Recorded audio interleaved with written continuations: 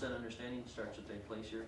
The countries are almost always invariably comfortable with what direction we elect. The key part, from our perspective, is support to the Afghanistan government and helping them build their institutions and the structures necessary to handle their own country and run it in a way that they would be proud of, with a stable and secure environment. So as we work with police forces, with the Ministry of Defense, with the Afghan National Army that's being developed, all those things in itself will have far greater impact in the longer term than almost anything else that we can do. Are you actually expecting some of the extra ISAF troops? Of course, you can't afford to turn a blind eye, and we can't afford to turn a blind eye to any issue concerning security in our area of responsibility.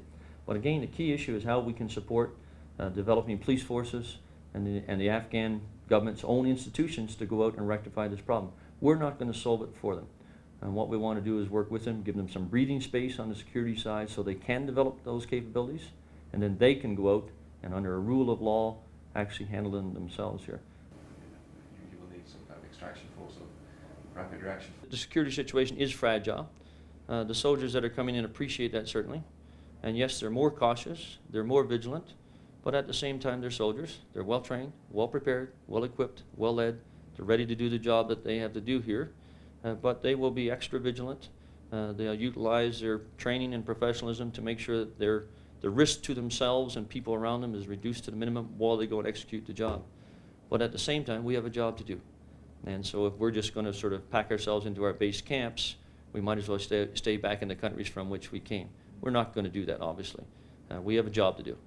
We've got the tactics, techniques, and procedures to do that job whilst reducing the risk, and we'll continue to do it. But is there an individual concern on the part of soldiers coming in as a result of that? Of course, that's human nature, but that won't stop them from doing the job. But it's back to my first point. The greatest threat to handling those kinds of... we continually adapt.